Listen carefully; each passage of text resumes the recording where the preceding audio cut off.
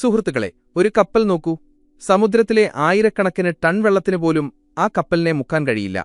ആ വെള്ളം കപ്പലിനുള്ളിലേക്ക് കയറുമ്പോഴാണ് അത് മുങ്ങുന്നത്. അതുപോലെ തന്നെ ലോകത്തിലെ ഏതൊരു കോട്ടയും അത് എത്ര ശക്തമാണെങ്കിലും ഒരിക്കലും മുന്നിൽ നിന്നുള്ള ആക്രമണത്തിൽ തകർന്നിട്ടില്ല എന്നതിന് ചരിത്രം സാക്ഷിയാണ്. അത് തകർന്നിട്ടുണ്ടെങ്കിൽ അതിന് കാരണം കോട്ടയുടെ വാതിലകത്തുനിന്ന് സ്വന്തം ആളുകൾ തന്നെ തുറന്നുകൊടുത്തതുകൊണ്ടാണ്. സ്വർണ്ണലങ്കയുടെ അധിപനായിരുന്ന കാലത്തെപ്പോലും ബന്ധിക്കാൻ ശക്തിയുണ്ടായിരുന്ന രാവണൻ ശ്രീരാമനോടല്ല തോറ്റത്. അദ്ദേഹം പരാജയപ്പെട്ടത് സ്വന്തം സഹോദരനായ വിഭീഷണൻ വീട്ടിലെ രഹസ്യങ്ങളെല്ലാം ശത്രുക്കൾക്ക് പറഞ്ഞുകൊടുത്തിരുന്നതുകൊണ്ടാണ്. മഹാഭാരതത്തിൽ കൗരവർക്ക് ലോകത്തിലെ ഏറ്റവും വലിയ സൈന്യമുണ്ടായിരുന്നു. എന്നിട്ടും അവരുടെ നാശം ഒരു പുറത്തുള്ള ശത്രുവും വരുത്തിയതല്ല. അവരോടൊപ്പം താമസിച്ച് ഉള്ളിന്റെയുള്ളിൽ അവരുടെ വേരറുത്ത സ്വന്തം അമ്മാവൻ ശകുനിയാണ് അവരുടെ നാശത്തിന് കാരണമായത്. ഇന്ന് കലിയുഗത്തിലും ഇതേ കഥ തന്നെയാണ് ഓരോ വീട്ടിലും ആവർത്തിക്കപ്പെടുന്നത്. നാം ലോകം മുഴുവനുമായി പോരാടുന്നു. നാം പുറത്തുള്ള വെല്ലുവിളികളോട് പൊരുതുന്നു. പണം സമ്പാദിക്കാൻ നാം രാവും പകലും കഷ്ടപ്പെടുന്നു. എന്നാൽ അവസാനം നമ്മെ തോൽപ്പിക്കുന്നതാരാണ്? നമ്മോടൊപ്പം ഒരേ പാത്രത്തിൽ നിന്ന് ഭക്ഷണം കഴിക്കുന്ന അതേ വ്യക്തി, നാം നമ്മുടെ സ്വന്തം രക്തമെന്നും ബന്ധുവെന്നും വിളിക്കുന്ന അതേ വ്യക്തി. ഒരു സാധാരണ ഇടയനെ അഖണ്ഡഭാരതത്തിന്റെ ചക്രവർത്തിയാക്കി മാറ്റിയ ആചാര്യ ചാണക്യൻ പറഞ്ഞിരുന്നു, ശത്രുവാളുമായി മുന്നിൽ നിൽക്കുകയാണെങ്കിൽ അവനോട് പോരാടാൻ എളുപ്പമാണ്. എന്നാൽ ശത്രുബന്ധുവിന്റെ വേഷത്തിൽ നിങ്ങളുടെ വീട്ടിനുള്ളിൽ നിങ്ങളുടെ സോഫയിലിരിക്കുകയാണെങ്കിൽ അവനിൽ നിന്ന് രക്ഷപ്പെടുക എന്നത് ഈശ്വരന് പോലും ബുദ്ധിമുട്ടായിത്തീരും. നിങ്ങൾ ജീവിതത്തിൽ മുന്നേറുന്നുണ്ടെന്നും എന്നാൽ നിങ്ങളുടെ സന്തോഷം കണ്ട് ഒട്ടും സന്തോഷിക്കാത്ത ആരെങ്കിലും ഉള്ളതായും നിങ്ങൾക്കെപ്പോഴെങ്കിലും തോന്നിയിട്ടുണ്ടോ? നിങ്ങളുടെ മുന്നിൽ ചിരിക്കുകയും എന്നാൽ പുറകിൽ നിന്ന് നിങ്ങളുടെ വേരെറുക്കുകയും ചെയ്യുന്ന ആരെങ്കിലും, അത് ഒരുപക്ഷെ നിങ്ങളുടെ സ്വന്തം സഹോദരനാകാം, ഒരുപക്ഷെ നിങ്ങളുടെ അമ്മാവനോ ചിറ്റപ്പനോ ആകാം, അല്ലെങ്കിൽ കുട്ടിക്കാലം മുതലുള്ള അടുത്ത സുഹൃത്താകാം. ഇന്ന് ഈ വീഡിയോയിൽ കൂടെയിരുന്ന് കുഴിക്കുന്ന ആ പാമ്പുകളെ നാം തുറന്നുകാട്ടും. നിങ്ങളുടെ ബന്ധു ഒരു ബന്ധുവല്ല, മറിച്ച് ഒളിഞ്ഞിരിക്കുന്ന ശത്രുവാണെന്ന് വ്യക്തമാക്കുന്ന ആചാര്യ ചാണക്യന്റെ നീതിശാസ്ത്രത്തിൽ നിന്നുള്ള 5 അപകടകരമായ സൂചനകളെ അഥവാ ലക്ഷണങ്ങളെക്കുറിച്ചാണ് നാം ഇന്ന് മനസ്സിലാക്കാൻ പോകുന്നത്. ഇതൊരു വെറും വിവരമല്ല, ഇതൊരു മുന്നറിയിപ്പാണ്. ഇന്ന് നിങ്ങൾ ഈ സൂചനകളെ അവഗണിച്ചാൽ നാളെ വളരെ വൈകിപ്പോകും. അതുകൊണ്ട് അവരെ തിരിച്ചറിയാൻ തുടങ്ങാം. ഒന്നാമത്തെ ലക്ഷണം അമിതമായ മധുരഭാഷണവും ചാരപ്പണിയുമാണ്. ചാണക്യൻ പറയുന്നു, അമൃത് പോലെ മധുരമായി സംസാരിക്കുന്ന ശത്രുവിന്റെ മനസ്സിൽ കാളകൂട വിഷം നിറഞ്ഞിട്ടുണ്ടെന്ന് മനസ്സിലാക്കുക. ഒന്ന് ചിന്തിച്ചു നോക്കൂ. ഒരു വേട്ടക്കാരൻ ഏതെങ്കിലും മൃഗത്തെ വേട്ടയാടാൻ ആഗ്രഹിക്കുമ്പോൾ അവൻ വടിയുമായി അതിന്റെ പിന്നാലെ ഓടുമോ? അവൻ നിശബ്ദനായിരുന്ന് ഇര നൽകുന്നു. അവൻ മൃഗത്തെ പ്രലോഭിപ്പിക്കുന്നു. അതുപോലെ തന്നെ നിങ്ങളോട് അസൂയയുള്ള ബന്ധുക്കൾ ഒരിക്കലും നിങ്ങളോട് നേരിട്ട് വഴക്കിടില്ല. അവർ നിങ്ങളുടെ മുന്നിൽ വളരെ നല്ലവരായി മാറും. അവർ പെട്ടെന്ന് നിങ്ങളുടെ വീട്ടിൽ വരും. നിങ്ങളുടെ കുട്ടികളുടെ തലയിൽ തലോടിക്കൊണ്ട് പറയും, അല്ലയോ സഹോദരാ, നിങ്ങളുടെ എന്തൊരു ഭാഗ്യമാണ്, നിങ്ങളുടെ വീട് കൊട്ടാരം പോലെയാണ്, നിങ്ങളുടെ കുട്ടികൾ രത്നങ്ങളാണ്. ഇത് കേൾക്കുമ്പോൾ നിങ്ങൾ കരുതും, വാഹ്, ഈ മനുഷ്യൻ എന്നെ എത്രമാത്രം പരിഗണിക്കുന്നു, എന്റെ പുരോഗതിയിൽ ഇദ്ദേഹം എത്ര സന്തോഷവാനാണ്. എന്നാൽ സൂക്ഷിക്കുക, ഇവിടെയാണ് നിങ്ങൾ വഞ്ചിക്കപ്പെടുന്നത്. ശ്രദ്ധിക്കുക, പുകഴ്ത്തിയതിന് തൊട്ടുപിന്നാലെ അവരുടെ അടുത്ത ചോദ്യം എന്തായിരിക്കുമെന്ന്. പുകഴ്ത്തലുകളുടെ കൊടുമുടിയിൽ നിങ്ങളെ എത്തിച്ചയുടൻ അവർ പതിയെ ചോദിക്കും, അല്ല സഹോദരാ, നിങ്ങളുടെ ഇപ്പോഴത്തെ ശമ്പളം എത്രയായി? അല്ലെങ്കിൽ അവർ ചോദിക്കും, അല്ല മോനെ, നീ ആ സ്ഥലം എത്ര രൂപയ്ക്കാണ് വാങ്ങിയത്? അതോ, അല്ല ചേച്ചി, നിങ്ങളുടെയും ഏട്ടന്റെയും ഇടയിൽ ഇപ്പോൾ എല്ലാം നന്നായിട്ടല്ലേ പോകുന്നത്? ഈ ചോദ്യങ്ങൾ സാധാരണമല്ല. ഇതൊരു ചാരപ്പണിയാണ്. അവർ നിങ്ങളുടെ നന്മ ആഗ്രഹിച്ചല്ല നിങ്ങളെ പുകഴ്ത്തുന്നത്. നിങ്ങളെ വൈകാരികമാക്കാൻ വേണ്ടിയാണ് അവർ പുകഴ്ത്തുന്നത്. സ്വന്തം പ്രശംസ കേട്ട് അലിഞ്ഞുപോകുകയും തന്റെ ഹൃദയത്തിലെ രഹസ്യങ്ങളെല്ലാം തുറന്നു പറയുകയും ചെയ്യുക എന്നത് മനുഷ്യന്റെ ഒരു ദൗർബല്യമാണ്. നിങ്ങൾ ആവേശത്തോടെ പറഞ്ഞുപോകും, അതെ അമ്മാവ, ഇപ്പോൾ ഞാൻ 25 ലക്ഷത്തിന്റെ ലോൺ എടുത്തിട്ടുണ്ട്, ബിസിനസ്സിൽ ചെറിയൊരു റിസ്ക് ഉണ്ട്. ഇത് മാത്രമാണ് അവർ കേൾക്കാൻ ആഗ്രഹിച്ചിരുന്നത്. നിങ്ങൾ കടത്തിലാണെന്നോ നിങ്ങളുടെ വീട്ടിൽ പ്രശ്നങ്ങൾ നടക്കുന്നുണ്ടെന്നോ അവർക്ക് മനസ്സിലാകുന്ന ആ നിമിഷം അവർ ഈ കാര്യം നഗരം മുഴുവനും കുടുംബം മുഴുവനും പരത്തും. നിങ്ങളുടെ ദൗർബല്യം നിങ്ങളെ താഴ്ത്തിക്കെട്ടാൻ അവർ ഉപയോഗിക്കും. ചാണക്യൻ പറയുന്നു, നിങ്ങളുടെ പദ്ധതികൾ, നിങ്ങളുടെ സമ്പത്ത്, നിങ്ങളുടെ വീട്ടിലെ പ്രശ്നങ്ങൾ എന്നിവ ഒരിക്കലും ആരോടും പറയരുത്. അതെത്ര വേണ്ടപ്പെട്ടവരായാലും ശരി. മുഖത്ത് നോക്കി കൈപ്പുള്ള സത്യം പറയുന്നവനാണ് യഥാർത്ഥ ബന്ധു. നിങ്ങളുടെ തെറ്റുകൾ ചൂണ്ടിക്കാണിക്കുന്നതിന് പകരം നിങ്ങളെ മുഖസ്തുതി പറയുന്നവൻ നിങ്ങളുടെ സുഹൃത്തല്ല, നിങ്ങളുടെ കാലനാണ്. ഇത്തരം മധുരമായി സംസാരിക്കുന്ന ആളുകളുടെ മുന്നിൽ എപ്പോഴും നിശബ്ദനായിരിക്കുന്നതാണ് ഏറ്റവും വലിയ ബുദ്ധി. ഇനി രണ്ടാമത്തെയും ഏറ്റവും അപകടകരവുമായ സൂചനയിലേക്ക് വരാം. മനുഷ്യന്റെ ശരീരത്തെയല്ല, മറിച്ച് അവന്റെ ആത്മാഭിമാനത്തെ മുറിവേൽപ്പിക്കുന്ന ആയുധമാണിത്. രണ്ടാമത്തെ ലക്ഷണം തമാശയുടെ മറവിൽ അപമാനിക്കുക എന്നതാണ്. ചാണക്യൻ പറയുന്നു, അപമാനിതനായി ജീവിക്കുന്നതിനേക്കാൾ നല്ലത് മരിക്കുന്നതാണ്. കാരണം മരണം ഒരു നിമിഷത്തെ വേദന മാത്രമേ നൽകുന്നുള്ളൂ. എന്നാൽ അപമാനം ഓരോ ദിവസവും ഓരോ നിമിഷവും നമ്മെ കൊല്ലുന്നു.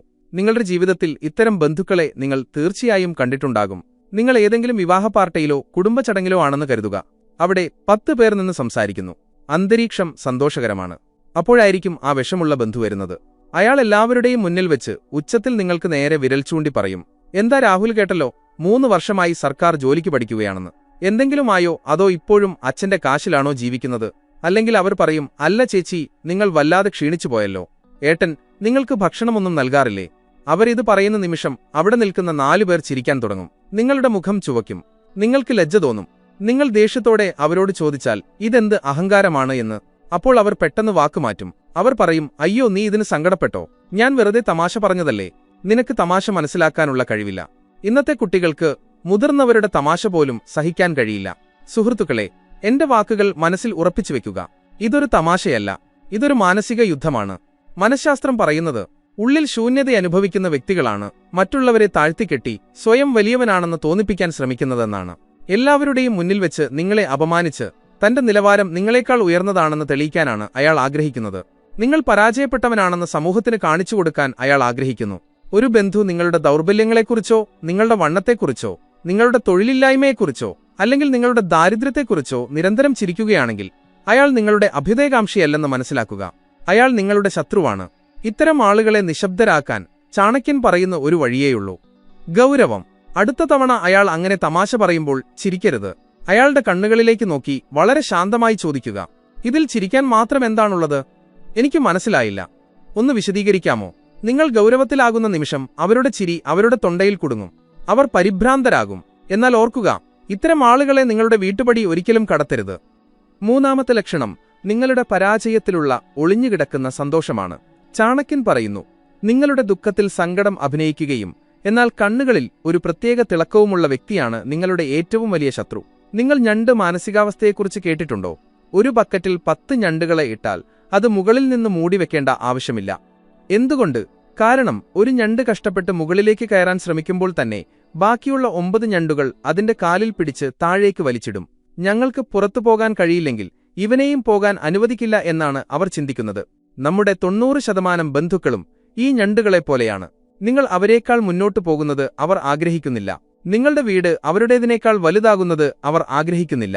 നിങ്ങളുടെ വാഹനം അവരുടേതിനേക്കാൾ വിലയേറിയതാകുന്നതും. ശ്രദ്ധിക്കുക, നിങ്ങൾ അവരോട് വല്ല സന്തോഷവാർത്തയും പറയുന്ന ദിവസം, അമ്മാവ, എനിക്ക് പ്രൊമോഷൻ കിട്ടി, അല്ലെങ്കിൽ മാമ, ഞങ്ങൾ പുതിയ ഫ്ളാറ്റ് ബുക്ക് ചെയ്തു എന്ന് പറയുമ്പോൾ അവരുടെ മുഖത്തെ നിറം മങ്ങും. അവർ നിർജീവമായ ഒരു ചിരി ചിരിച്ചുകൊണ്ട് പറയും, കൊള്ളാം, വളരെ നല്ല കാര്യം, വളരെ നല്ലത്. എന്നാൽ ഉള്ളിന്റെ ഉള്ളിൽ അവർ അസൂയയുടെ തീയിലെരിയും. ഇവൻ എങ്ങനെ ഞങ്ങളെക്കാൾ മുന്നിലെത്തി എന്നോർത്ത് അവർക്ക് രാത്രി മുഴുവൻ ഉറങ്ങാൻ കഴിയില്ല. എന്നാൽ നിങ്ങൾക്ക് എന്തെങ്കിലും മോശം സംഭവിക്കുന്ന ദിവസം, നിങ്ങളുടെ ബിസിനസ് തകർന്നുവെന്നോ, അല്ലെങ്കിൽ നിങ്ങളുടെ ജോലി പോയി എന്നോ, അല്ലെങ്കിൽ നിങ്ങളുടെ വീട്ടിൽ മോഷണം നടന്നുവെന്നോ ഇരിക്കട്ടെ, അപ്പോൾ അവർ ആദ്യം ഓടിയെത്തും. അവർ മുതലക്കണ്ണീർ ഒഴുക്കും. അവർ പറയും, അയ്യോ മോനെ, വളരെ കഷ്ടമായിപ്പോയി. ഈശ്വരൻ ഒരു ശത്രുവിനും ഇങ്ങനെ വരുത്തരുതേ. നിന്നെക്കുറിച്ചുള്ള ചിന്തയിൽ ഞങ്ങൾക്ക് രാത്രി മുഴുവൻ ഉറങ്ങാൻ കഴിഞ്ഞില്ല. എന്നാൽ സത്യമെന്താണെന്നാൽ അവർ മനസ്സിൽ ആഘോഷിക്കുകയായിരിക്കും. അവർക്ക് വലിയൊരു ആശ്വാസം ലഭിക്കും. സമാധാനമായി, ഇവൻ വീണ്ടും താഴെ വീണല്ലോ, ഇപ്പോൾ ഇവൻ നമ്മുടെ ഒപ്പമായി. ഈ ആളുകൾ നിങ്ങളുടെ കണ്ണുനീർ തുടയ്ക്കാനല്ല വരുന്നത്, നിങ്ങൾ എത്രമാത്രം നശിച്ചുപോയി എന്ന് കാണാനാണ് അവർ വരുന്നത്. അതുവഴി അവർക്ക് പിന്നീട് മറ്റുള്ളവരോട് നിങ്ങളുടെ തകർച്ചയുടെ കഥ രസകരമായി പറയാൻ കഴിയും. ഇത്തരം ആളുകളോട് ഒരിക്കലും നിങ്ങളുടെ പരാജയം പറയരുത്. നിങ്ങളുടെ വിജയത്തിന്റെ പെരുമ്പറ കൊട്ടുകയും ചെയ്യരുത്. ഇനി 4ാമത്തെ ലക്ഷണത്തിലേക്ക് വരാം. ഇത് പതുക്കെ പതുക്കെ നൽകുന്ന വിഷമാണ്. ഇതിന്റെ ഫലം പ്രകടമാകുമ്പോഴേക്കും മനുഷ്യൻ നശിച്ചുപോയിട്ടുണ്ടാകും. 4ാമത്തെ ലക്ഷണം തെറ്റായ ഉപദേശം നൽകുന്നതാണ്. ചാണക്യൻ പറയുന്നു, ദുഷ്ടനായ വ്യക്തിയുടെ ഉപദേശം സ്വർണ്ണക്കുടത്തിൽ വെച്ച വിഷം പോലെയാണ്. പുറമേ കാണാൻ മനോഹരവും എന്നാൽ ഉള്ളിൽ ജീവനെടുക്കുന്നതുമാണ്. ശകുനി അമ്മാവന്റെ തെറ്റായ ഉപദേശം ലഭിച്ചില്ലായിരുന്നെങ്കിൽ മഹാഭാരതത്തിൽ ദുര്യോധനൻ ഒരിക്കലും പരാജയപ്പെടുമായിരുന്നില്ല. മന്ധര തെറ്റായ കാര്യങ്ങൾ പറഞ്ഞുകൊടുത്തില്ലായിരുന്നെങ്കിൽ രാമായണത്തിൽ കൈകേയി ഒരിക്കലും രാമനെ വനവാസത്തിന് അയക്കുമായിരുന്നില്ല. ചില ബന്ധുക്കൾ നിങ്ങളെ മനഃപൂർവ്വം തെറ്റായ വഴി കാണിക്കുന്നവരാണ്. അവർ നിങ്ങളുടെ വഴികാട്ടിയാകാൻ അഭിനയിക്കുന്നു. എന്നാൽ വാസ്തവത്തിൽ അവർ നിങ്ങളെ കൊക്കയിലേക്ക് തള്ളിയിടുകയാണ് ചെയ്യുന്നത്. നിങ്ങൾ പുതിയൊരു ബിസിനസ് തുടങ്ങാനോ വലിയൊരു റിസ്ക് എടുക്കാനോ ആഗ്രഹിക്കുന്നുവെന്ന് കരുതുക.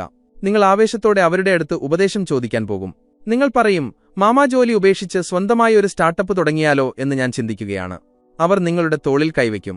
നെറ്റിയിൽ ഉത്കണ്ഠയുടെ ചുളിവുകൾ വരുത്തിക്കൊണ്ട് അവർ പറയും, അയ്യോ മോനെ, നിനക്കെന്താ ഭ്രാന്തായോ? ബിസിനസ്സിൽ എന്തിരിക്കുന്നു?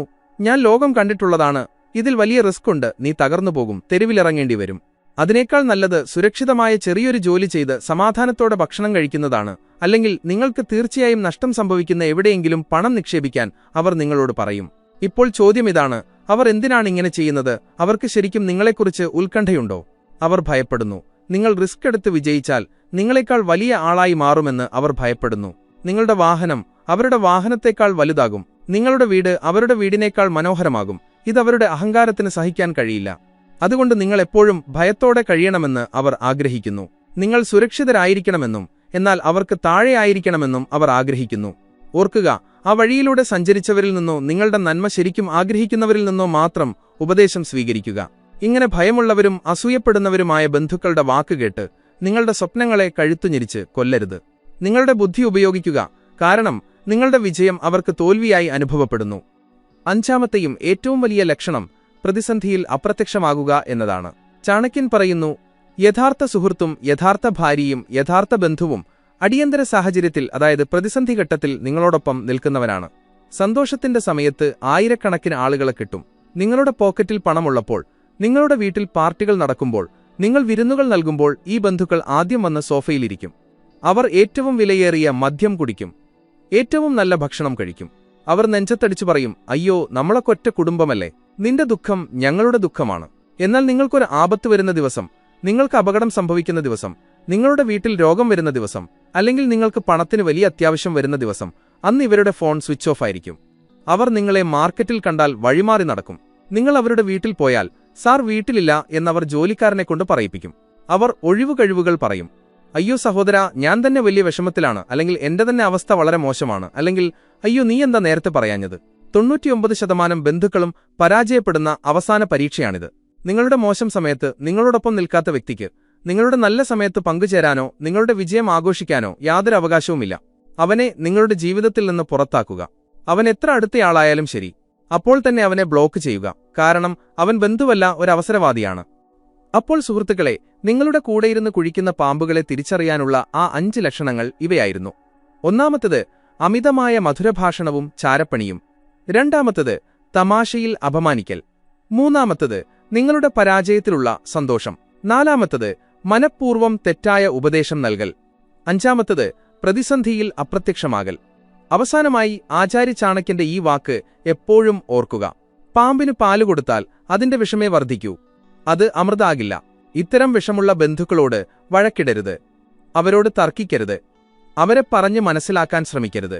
അവരിൽ നിന്ന് അകലം പാലിക്കുക മാത്രം ചെയ്യുക. നിങ്ങളുടെ പുരോഗതിയുടെ ശബ്ദം പുറത്തു കേൾപ്പിക്കരുത്. നിങ്ങളുടെ ദൗർബല്യം ആരോടും പറയരുത്. നിങ്ങളുടെ സന്തോഷങ്ങൾ യഥാർത്ഥത്തിൽ നിങ്ങളുടെ സ്വന്തമായവരുമായി മാത്രം പങ്കിടുക. ഓർക്കുക, രക്തബന്ധമുണ്ടാകണമെന്നില്ല, ഹൃദയബന്ധമാണ് ഉണ്ടാകേണ്ടത്. കർണനും ദുര്യോധനനും തമ്മിൽ രക്തബന്ധമുണ്ടായിരുന്നില്ല, എന്നാൽ അവർ സ്വന്തം സഹോദരങ്ങളെക്കാൾ വലിയവരായിരുന്നു. വിഭീഷണനും രാവണനും സ്വന്തം സഹോദരങ്ങളായിരുന്നു, എന്നാൽ അവർ ശത്രുക്കളായി മാറി. ഇനി തീരുമാനം നിങ്ങളുടെ കൈകളിലാണ്. നിങ്ങൾ ഈ കൂടെയുള്ള പാമ്പുകൾക്ക് പാല് നൽകിക്കൊണ്ടിരിക്കുമോ, അതോ അവരെ തിരിച്ചറിഞ്ഞ് നിങ്ങളുടെ ജീവിതവും കുടുംബവും സുരക്ഷിതമാക്കുമോ? ഈ വീഡിയോ നിങ്ങളുടെ കണ്ണുകൾ തുറപ്പിച്ചുവെങ്കിൽ ഈ വീഡിയോ ലൈക്ക് ചെയ്യുക. കൂടാതെ കമന്റിൽ ഞാൻ ബോധവാനാണ് എന്നെഴുതുക. കാരണം എഴുതുന്നതിലൂടെ നിങ്ങളുടെ തീരുമാനം ഉറയ്ക്കുന്നു. ഭാവിയിൽ ഇത്തരം വഞ്ചകരിൽ നിന്ന് രക്ഷപ്പെടാൻ നിങ്ങൾ ആഗ്രഹിക്കുന്നുവെങ്കിൽ ചാനൽ ഇപ്പോൾ തന്നെ സബ്സ്ക്രൈബ് ചെയ്യുകയും ബെല്ലൈക്കൺ അമർത്തുകയും ചെയ്യുക. ഞങ്ങളുടെ ഓരോ സബ്സ്ക്രൈബറും ജീവിതത്തിൽ ചാണക്യനെപ്പോലെ ബുദ്ധിമാനാകണമെന്ന് ഞങ്ങൾ ആഗ്രഹിക്കുന്നു. നിങ്ങൾക്ക് ചാണക്യനീതിയുടെ കൂടുതൽ ആഴത്തിലുള്ള രഹസ്യങ്ങൾ അറിയണമെന്നുണ്ടെങ്കിൽ നിങ്ങളുടെ സ്ക്രീനിൽ വരുന്ന പ്ലേലിസ്റ്റ് തീർച്ചയായും കാണുക. നിങ്ങൾക്ക് മറ്റാരും പഠിപ്പിച്ചു തരാത്ത ജീവിതം നയിക്കാനുള്ള ചില രഹസ്യവഴികൾ ഞങ്ങൾ അതിൽ പറഞ്ഞിട്ടുണ്ട്.